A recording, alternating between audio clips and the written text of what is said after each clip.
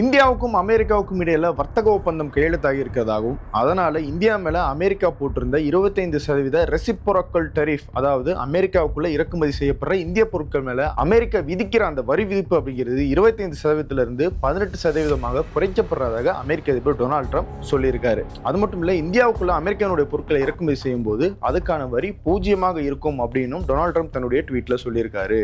ட்ரம்பினுடைய இந்த ட்வீட்டுக்கு இந்திய பிரதமர் மோடியும் ஒரு பதில் அளிச்சிருக்காரு. 18% இந்தியா மீதான வரி விதிப்பை அமெரிக்கா குறைத்ததுக்கு நன்றி அப்படின்னு அவர் சொல்லியிருக்காரு. ஆனா இந்த வர்த்தக ஒப்பந்தத்துல பல்வேறு விடை தெரியாத கேள்விகள் இருக்கு. அந்த கேள்விகள் என்ன அப்படிங்கறத பத்தியும், இந்த வர்த்தக ஒப்பந்தம் இந்தியாவுக்கு நன்மை தருதா இல்லையா அப்படிங்கறத பத்தியும் தான் இந்த வீடியோல பார்க்க போறோம். இது டிகோட் பை வெங்கட். 26 வருட நம்பிக்கை, லட்சக்கணக்கான சந்தோஷ திருமணங்கள். கல்யாணம்னாலே தமிழ் மேட்ரிமோனி தான். முதல்ல அமெரிக்க அதிபர் டொனால்ட் ட்ரம்ப் தான் இந்த வர்த்தக ஒப்பந்தத்தை பத்தி ட்வீட் போடுறாரு. அதுல அவர் என்ன சொல்றாருன்னா, என்னுடைய அருமை நண்பர் மோடியோட பேசினேன், நல்ல மனிதர். அவரோட பேசும்போது உக்ரைன் பிரச்சனையை பத்தியும் நாங்க டிஸ்கஸ் பண்ணோம், இன்னும் பல்வேறு விஷயங்களை பத்தியும் பேசணும். உக்ரைன்ல ரஷ்யா பண்ணிட்டு இருக்கிற அந்த அநியாயத்தை தடுக்கிற வகையில இந்தியா ரஷ்யா கிட்ட எண்ணெய் வாங்கக்கூடாது அப்படிங்கிறத வலியுறுத்தின பிரதமர் மோடியும் அதை ஏற்றுக்கொண்டார். அது மட்டும் இல்ல, பிரதமர் மோடி கேட்டுக்கொண்டதுக்கு இணங்க இந்தியாவுக்கும் அமெரிக்காவுக்கும் இடையில வர்த்தக ஒப்பந்தம் கையெழுத்தாக போகுது. அதன் அடிப்படையில் இந்தியா மேல அமெரிக்கா விதிச்சிருந்த 25% வரி விதிப்பை 18% நாங்க குறைக்கிறோம் அப்படின்னு சொல்லியிருந்தார். அதுக்கு கைமாறா அமெரிக்கால இருந்து இறக்குமதி செய்யப்படுற பொருட்கள் மேலான வரி விதிப்பை 0 இந்தியா மாத்துவாங்க அப்படிங்கிறதையும் அந்த ட்வீட்ல மென்ஷன் பண்றாரு. கூடவே 500 பில்லியன் அமெரிக்க டாலர்கள் அளவுக்கு இந்தியா அமெரிக்கா கிட்ட இருந்து எரிசக்தி, டெக்னாலஜி, விவசாயம் சார்ந்த பொருட்கள், நிலக்கரி போன்ற பொருட்களை எல்லாம் வாங்குவாங்க அப்படிங்கிறதையும் அதுல குறிப்பிட்டிருக்காரு. இதோட முக்கியமான ஒரு பாயிண்ட் இருக்கு. இந்தியா ரஷ்யா கிட்ட இருந்து எண்ணெய் வாங்குறதை நிறுத்திட்டு அமெரிக்கா கிட்டையும் வெனிசுலாவில இருந்தும் அதிக அளவுல எண்ணெய் வாங்குறதுக்கு ஒப்புதல் சொல்லியிருக்காங்க அப்படிங்கிறதையும் ட்ரம்ப் இந்த இடத்துல குறிப்பிடுறாரு. ட்ரம்ப் இந்த ட்வீட்டை போட்டதுக்கு பிறகு இந்திய பிரதமர் மோடியும் ஒரு ட்வீட்டை போடுறாரு. அதுல நான் ட்ரம்போட பேசினேன், நல்லபடியாக அந்த பேச்சுவார்த்தை அமைஞ்சது. அதன் அடிப்படையில் மேக் இன் இந்தியா ப்ராடக்ட்ஸுக்கு 18% வரி விதிப்பு மட்டும்தான் இனி அமெரிக்கா செய்வாங்க அப்படிங்கிற நல்ல செய்தி நமக்கு கிடைச்சிருக்கு. அமெரிக்கா போன்ற பவர்ஃபுல்லான ஒரு ஜனநாயக நாட்டோட இந்தியா போன்ற மிகப்பெரிய ஜனநாயக நாடு இணைந்து செயல்படும் போது உலகத்துக்கு நிறைய நன்மைகள் கிடைக்கும். அமெரிக்க அதிபர் டொனால்ட் ட்ரம்ப் அமைதியை நிலைநாட்டுறதுக்காக பல்வேறு விஷயங்கள் செஞ்சுக்கிட்டு இருக்காரு. அதுக்கெல்லாம் இந்தியா உறுதுணையாக இருக்கும் அப்படிங்கிற வாக்குறுதியும் தன்னுடைய ட்வீட்ல அவர் கொடுத்திருக்காரு. சரி, இந்த வர்த்தக ஒப்பந்தம் இந்தியாவுக்கு நல்லதா இல்லையா அப்படிங்கிற அந்த விஷயத்துக்கு வருவோம். இந்தியாவுக்கு 18% வரி விதிப்பு செஞ்சிருக்கிறது நல்லதா அப்படின்னு கேட்டீங்கன்னா நிச்சயமாக நல்லதுதான். இதை நான் எந்த ஆங்கிள் சொல்றேன் அப்படின்னா, மற்ற ஆசிய நாடுகளை கம்பேர் பண்ணும்போது அமெரிக்கா இந்தியா மேலே விதிச்சிருக்கிற அந்த வரி விதிப்பு அப்படிங்கிறது குறைவாக இருக்கு. இந்தியாவுக்கு 18%, இந்தோனேஷியா, மலேசியா, தாய்லாந்துக்கு 19%, பங்களாதேஷ், வியட்நாமுக்கு 20%, சைனாவுக்கு 32% வரி விதிப்பு செஞ்சிருக்காங்க அமெரிக்கா. ஆசிய நாடுகளை மட்டும் நம்ம பார்த்தோம் அப்படின்னா ஜப்பான்ல மட்டும்தான் 15% அப்படிங்கிற இந்தியாவை விட குறைவான வரி விதிப்பு இருக்கு. ஆனா இந்தியாவுக்கு ஜப்பானை விட மற்ற ஆசிய நாடுகளோட தான் காம்படிஷன் அதிகமாக இருக்கு. ஸோ அந்த வகையில பார்த்தோம் அப்படின்னா அவங்களோட இந்தியாவுக்கு ஒரு சிறிய அளவுல வரி விதிப்பு அப்படிங்கிறது கம்மியாக இருக்கு. ஸோ இந்த வரி குறைப்பினால இந்தியாவில் இருக்கிற textile industries, leather industries, jewellery, automobile போன்ற துறைகள்ல இருந்து ஏற்றுமதிக்கு நன்மை கிடைக்கும் அப்படின்னு எதிர்பார்க்கப்படுது. ஆனா இது நடைமுறைக்கு வரும்போது தான் ரியாலிட்டி என்ன அப்படிங்கிறது நமக்கு தெரிய வரும். ஒரு பக்கம் 25% இருந்து நம்ம 18% வந்திருக்கோம் அப்படின்னு சொன்னாலும் இன்னொரு ஆங்கிள் பார்த்தோம் அப்படின்னா இந்த 18% ரொம்ப அதிகம் தான். ஏன் அப்படி சொல்றேன் அப்படின்னா, அமெரிக்க அதிபராக டொனால்ட் ட்ரம்ப் பதவியேற்கிறதுக்கு முன்னாடி இந்தியாவில இருந்து ஒரு பொருள் அமெரிக்காவுக்குள்ள இறக்குமதி செய்யப்படுதுன்னா அதுக்கு அமெரிக்கா விதிச்சுக்கிட்டு இருந்த வரி விதிப்பு அப்படிங்கிறது கிட்டத்தட்ட 2-3% மட்டும்தான் சராசரியாக. அப்படி பார்த்தோம் அப்படின்னா 3%லேருந்து 18 அப்படிங்கிறது கிட்டத்தட்ட 15% அதிகமாக தான் இருக்கு. அதனால நமக்கு விதிக்கப்பட்டிருக்கிற இந்த 18% வரி விதிப்பு அப்படிங்கிறத பிளெஸிங் இன் டிஸ்கைஸ் அப்படின்னு சொல்லுவாங்க. அதாவது கெட்டதுலேயும் ஒரு நல்லது அப்படிங்கிற மாதிரி தான் நம்ம எடுத்துக்க வேண்டியதா இருக்கு. சரி, ரெண்டாவது விஷயத்துக்கு வருவோம். டொனால்ட் ட்ரம்ப் சொல்றதை வச்சு பார்க்கும்போது அமெரிக்காவில இருந்து ஒரு பொருள் இந்தியாவுக்குள்ள இறக்குமதி செய்யப்படுதுன்னா அதன் மேல இந்தியா 0% வரி விதிப்பதா செய்யும். அதாவது எந்தவித வரியும் வாங்காம அந்த பொருட்களை எல்லாம் இறக்குமதி செய்ய இந்தியா அனுமதிக்கிறாங்க அப்படின்னு டொனால்ட் ட்ரம்ப் சொல்லியிருக்காரு. ஆனா இதுக்கு முன்னாடி, குறிப்பா அமெரிக்க அதிபராக டொனால்ட் ட்ரம்ப் பதவியேற்கிறதுக்கு முன்னாடி இந்தியா 0% இருந்து கிட்டத்தட்ட 125% வரைக்கும் வரி விதிப்பு செஞ்சிருக்காங்க அமெரிக்காவுடைய பொருட்கள் மேல. ஹார்லி டேவிட்சன் போன்ற பைக்குகள் மேலாம் ஏகப்பட்ட வரி இருந்துச்சு. அதையெல்லாம் கடந்த பட்ஜெட்ல மத்திய அரசு குறைச்சாங்க. இப்படிப்பட்ட வரி விதிப்பு செஞ்சுக்கிட்டு இருந்த நம்ம எல்லாத்தையுமே மறைச்சிட்டு 0% போயிருக்கோம் அப்படின்னா அது எப்படி பாசிட்டிவாக இருக்கும் அப்படிங்கிறது தான் மிகப்பெரிய கேள்வியாக இருக்கு. கூடவே விவசாய பொருட்களையும் இந்தியா அமெரிக்காவில இருந்து 0% டாக்ஸ்ல இறக்குமதி பண்ணுவாங்க அப்படிங்கிற மாதிரி டொனால்ட் ட்ரம்ப் சொல்லியிருக்காரு. நவம்பர் மாதம் கூட அமெரிக்காவிலிருந்து இறக்குமதி செய்யப்படுற பட்டாணிக்கு 30% வரி விதிப்பு செஞ்சாங்க. அந்த அளவுக்கு இத்தனை ஆண்டுகளாக இந்தியாவுடைய விவசாயத்துறையும் பால்வளத்துறையும் பாதிக்கப்பட்டக்கூடாது அப்படிங்கிறதுக்காக இந்தியா இந்த மாதிரியான ஒப்பந்தங்கள்ல அக்ரிகல்ச்சரை ஒதுக்கியே வச்சிருந்தாங்க. இந்தியாவுக்கும் அமெரிக்காவுக்கும் இடையில ஃப்ரீ ட்ரேட் அக்ரிமெண்ட் கையெழுத்தாகாமல் இருக்கிறதுக்கு விவசாய பொருட்கள் விவசாய சந்தையை திறந்து விடணும்னு அமெரிக்கா கோரிக்கை வச்சதும் ஒரு முக்கியமான காரணம். ஆனா இப்போ அந்த விவசாய பொருட்களையும் இந்தியா 0% டாக்ஸ்ல இறக்குமதி பண்ணுவாங்கன்னு டொனால்ட் ட்ரம்ப் சொல்லியிருக்காரு. விவசாய பொருட்களை அமெரிக்கால இருந்து 0% டாக்ஸ்ல இறக்குமதி செஞ்சா இந்தியாவுக்கான வருவாய் குறையுது. ரெண்டாவது விஷயம், உள்நாட்டு விவசாயிகள் பாதிக்கப்படுவாங்க. அவங்க உற்பத்தி செய்யற பொருட்களை இந்தியாவுக்குள்ள விற்கிறதுக்கு கடுமையான காம்படிஷன் வெளிநாடுகள் இருந்தும் வரும், விலை இன்னும் குறையும், விவசாயிகள் கடுமையாக பாதிக்கப்படுவாங்க. ஸோ அந்த ஆங்கிள் பார்த்தோம்னா இந்தியாவுக்கு இது ஒரு நெகட்டிவான ட்ரேட் டீலாக தான் நம்ம கண்ணுக்கு தெரியுது. சமூக ஊடகங்களில் சிலர் பேசுறாங்க, நம்ம சமீபத்தில் தான் ஐரோப்பிய யூனியனோட ஒரு ஃப்ரீ ட்ரேட் அக்ரிமெண்ட்டை போட்டோம், அந்த அக்ரிமெண்ட்ல 90%க்கும் மேலான பொருட்களுக்கு 0% வரி விதிப்பு தான் நம்ம செய்ய போறோம். அப்படி இருக்கும்போது அமெரிக்காவோட அந்த 0% வரி விதிப்பு செஞ்சா என்ன தப்பு அப்படின்னு கேட்குறாங்க. சரிதான், ஐரோப்பிய யூனியனோட நம்ம அந்த வர்த்தக ஒப்பந்தத்தில் போறோம் அப்படின்னா நமக்கு சில நன்மைகள் கிடைக்குது, ஐரோப்பிய யூனியனுக்கும் சில நன்மைகள் கிடைக்குது. ஆனா இந்த வர்த்தக ஒப்பந்தத்துல நமக்கான நன்மைகள் அப்படிங்கிறது குறைவாகவும் அமெரிக்காவுக்கான நன்மைகள் ரொம்ப அதிகமாகவும் இருக்கிறதாக தான் நமக்கு தெரியுது. குறிப்பா சொல்லணும் அப்படின்னா வெனிசுலாவுக்குள்ள போய் எதுக்கு அதிபர் மடுரோவா அவர் கடத்தினாரு? வெனிசுலானுடைய எண்ணெயை எடுக்கிறதுக்காக. அதை நாங்கள் சர்வதேச அளவில் விற்பனை செஞ்சு லாபத்தை அமெரிக்காவுக்கு கொண்டு வருவோம் அப்படின்னு டொனால்ட் ட்ரம்ப் பேசினார். அதுக்கேற்ற மாதிரி இப்போ வெனிசுலானுடைய எண்ணெயை இந்தியா அதிக அளவில் வாங்கும், ரஷ்யானுடைய எண்ணெயை வாங்காது அப்படின்னு டொனால்ட் ட்ரம்ப் சொல்லியிருக்காரு. அப்போ அவருடைய நடவடிக்கை, அவர் என்ன எய்ம் பண்ணாரோ அது நடக்குது அப்படிங்கிறது தான் நமக்கு தெரியுது. ஆனா இன்னொரு பக்கம் பாருங்க, இந்தியா அமெரிக்காவில இருந்து இறக்குமதி செய்யப்படுற பொருட்களுக்கு 0% டாக்ஸ் போட போறாங்க. அதை தாண்டி இதுவரைக்கும் திறக்காம இருந்த விவசாயத்துறையும் திறந்து விட போறதாக டொனால்ட் ட்ரம்ப் சொல்லியிருக்காரு. ஸோ ஒரு வர்த்தகம் அப்படின்னா இரண்டு தரப்புலையும் ஒரு பேலன்ஸ் இருக்கணும், இரண்டு தரப்புக்குமே நன்மை தரக்கூடியதாக இருக்கணும். ஆனா இந்த விஷயத்துல நம்ம தராசு வச்சு பார்க்கும்போது அது ஈக்குவலாக இல்லை. சரி, இந்த வர்த்தக ஒப்பந்தத்துல விடை தெரியாத பல்வேறு கேள்விகள் இருக்கு, குழப்பங்கள் இருக்கு. அது என்னென்ன அப்படிங்கிறத ஒன்று ஒன்றா பார்க்கலாம். முதல் விஷயம், இந்தியாவிலிருந்து இறக்குமதி செய்யப்படுற பொருட்களுக்கு வரி விதிப்பை 25%லிருந்து 18% குறைப்போம் அப்படின்னு டொனால்ட் ட்ரம்ப் சொல்லியிருக்காரு. ஆக்சுவலி இந்தியா மேல அமெரிக்கா 50% வரி விதிப்பை செஞ்சிருந்தாங்க.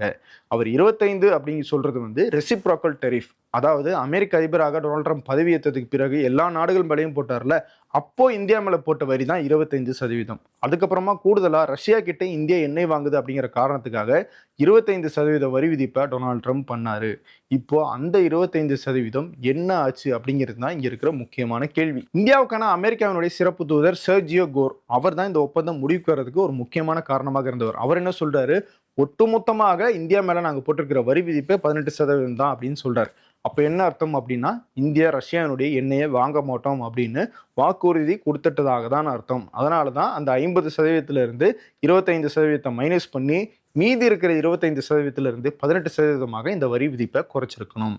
ஆனா இந்தியா நாங்க ரஷ்யா கிட்ட இருந்து எண்ணெய் வாங்க மாட்டோம் அப்படின்னு இது வரைக்கும் இந்த வீடியோ ஷூட் பண்ணிக்கிட்டு இருக்கிற வரைக்கும் வெளிப்படையாக சொல்லவில்லை. பிரதமர் மோடியும் தன்னுடைய ட்வீட்ல அதை பத்தி நாங்க கமிட்மெண்ட் கொடுத்துருக்கோம் அப்படின்னு எங்கேயுமே குறிப்பிடல. ஒருவேளை இந்தியா ரஷ்யா கிட்ட இருந்து தொடர்ந்து எண்ணெய் வாங்கினாங்க அப்படின்னா அந்த 25% வரி விதிப்பு திரும்ப வருமா அப்படிங்கிறதும் நமக்கு தெரியல. அதுவுமே கேள்விக்குறி தான். ஏன்னா ட்ரம்ப் எப்போ வேணா எது வேணா பண்ணுவார் அப்படிங்கிறது நமக்கு நல்லாவே தெரிஞ்ச விஷயம் தான். இந்தியா இன்னும் ரஷ்யா கிட்ட இருந்து எண்ணெய் வாங்க மாட்டோம் அப்படிங்கிறத வெளிப்படையாக சொல்லாதது நம்ம ஏன் வந்து ஒரு சந்தேக பார்வையோட பார்க்குறோம் அப்படின்னா, இதே இந்திய அரசாங்கம் தான் ஆகஸ்ட் 2025 அமெரிக்காவுக்கு எதிராக ஒரு கண்டனத்தை வந்து பதிவு பண்ணியிருக்கு. ரஷ்யா கிட்ட எண்ணெய் வாங்குறது அப்படிங்கிறது இந்தியாவுடைய எரிபொருள் எரிசக்தி தேவையை பூர்த்தி பண்ணிக்கிறதுக்கானது, இந்திய மக்களுடைய நன்மைக்கானது, அது எங்களுடைய முடிவு, அதுல அமெரிக்கா தலையிடுறது நியாயமற்ற விஷயம் அப்படின்னு ஒரு கண்டனத்தை பதிவு பண்ணியிருந்தாங்க. ஸோ அப்படிப்பட்ட இந்தியா இப்போ ரஷ்யா கிட்ட இருந்து எண்ணெய் வாங்க மாட்டோம் அப்படிங்கிற வாக்குறுதியை கொடுத்துட்டாங்களா அப்படின்னு கேட்டா அவங்களும் சொல்லலை. ட்ரம்ப் சொல்றதை வச்சு மட்டும் நம்ம எப்படி நம்ப முடியும், ஒரு முடிவுக்கு வர முடியும் அப்படிங்கிறது தான் இங்க இருக்கிற முக்கியமான கேள்வி. இன்னொரு பக்கம் ட்ரம்ப் என்ன சொல்றாரு, ரஷ்யா உக்ரைன்ல போர் நடத்திட்டு இருக்கு, அந்த தவறை நம்ம ஊக்குவிக்க கூடாது, ரஷ்யாவுக்கு உதவி செய்யக்கூடாது அப்படிங்கிற காரணத்துக்காக தான் நாங்க இந்தியாவை ரஷ்யா கிட்ட இருந்து எண்ணெய் வாங்கக்கூடாதுன்னு சொல்றோம்னு ட்ரம்ப் சொல்றாரு. கரெக்ட், ஒரு பக்கம் சரியாக இருக்கலாம். ஆனா வெனிசுலாவில் ட்ரம்ப் பண்ணது என்னது, அது மட்டும் நியாயமான விஷயமா? வெனிசுலானுடைய அதிபரை கடத்தி அங்க இருக்கிற எண்ணெய் வளங்களை எல்லாம் இப்போ அமெரிக்காவுடைய கண்ட்ரோலுக்குள்ள போயிருக்கு. ரஷ்யா பண்றது தப்புனா அமெரிக்கா பண்றதும் தப்பு தானே? ரஷ்யாவை சப்போர்ட் பண்ணக்கூடாதுன்னா அமெரிக்காவை மட்டும் இந்தியா எப்படி சப்போர்ட் பண்ண முடியும் அப்படிங்கிற கேள்விக்கும் இந்த இடத்துல பதில் இல்லை. இது ஒரு பக்கம் இருக்கட்டும். இன்னொரு பக்கம் வெனிசுலாவில் இந்திய நிறுவனமான ONGCக்கு விதேஷ் அப்படின்னு சொல்லப்படுற ஒரு நிறுவனம் அங்கு இருக்கு. அந்த நிறுவனத்துக்கிட்ட இருந்து வர வேண்டிய தொகை மட்டும் கிட்டத்தட்ட 500 மில்லியன் அமெரிக்க டாலர்கள் அளவுக்கு இருக்கு. ஆனா அது அங்க மாட்டிக்கிட்டு இருக்கு. காரணம் அமெரிக்கா வெனிசுலா மேல விதிச்ச பொருளாதார தடைகள். ஒருவேளை இந்தியா இந்த டீலுக்கு ஓகே சொல்லிட்டாங்க அப்படின்னா அந்த பணம் இந்தியாவுக்கு கிடைக்கிறதுக்கான உதவியை அமெரிக்கா செய்வாங்களா அப்படிங்கிறது தெரியல. அது இந்த ஒப்பந்தத்தில் இருக்கா அப்படிங்கிறது நமக்கு தெளிவாக தெரியவில்லை. அது ஒரு காரணமாக இருந்துச்சுன்னா நிச்சயம் அது இந்தியாவுக்கு நல்ல விஷயம்தான். ஆனா அதை ஒரு காரணமாக வச்சு இந்தியாவுக்கு சர்வதேச அளவுல அமெரிக்கா ஒரு அழுத்தத்தை கொடுக்குது அப்படின்னா அதை நம்ம ஏத்துக்கிறோமா அப்படிங்கிறத இந்த இடத்துல சிந்திச்சு பார்க்கணும். ஈரான்ல இந்தியா சபஹார் அப்படிங்கிற ஒரு போர்ட்டை நிர்மாணிச்சுக்கிட்டு இருக்காங்க. அதுக்கு நிறைய தொகையை இந்தியா செலவு பண்ணியிருக்காங்க. இப்போ ஈரான் கிட்ட எண்ணெய் வாங்குற நாடுகள் மேலெல்லாம் அமெரிக்கா பொருளாதார தடையை விதிக்க இருக்காங்க அப்படின்னு டொனால்ட் ட்ரம்ப் சொல்லியிருக்காரு. அதனால இந்தியா இந்த பட்ஜெட்ல அந்த துறைமுகத்துக்கு ஒதுக்க வேண்டிய நிதியை கூட ஒதுக்காம இருக்காங்க. ஸோ இப்படி எல்லா வகையிலும் இந்தியாவுக்கு அழுத்தத்தை கொடுத்துக்கிட்டு இருக்கா அமெரிக்கா அப்படிங்கிற கேள்வியும் இந்த இடத்துல நம்ம கவனிக்க வேண்டியதாக இருக்கு. அடுத்து நம்ம பார்க்க போற விஷயம் இந்த ரீடிங் பிட்வீன் த லைன்ஸ் அப்படின்னு சொல்லுவாங்க இல்லையா, அந்த மாதிரி ஒண்ணுதான்.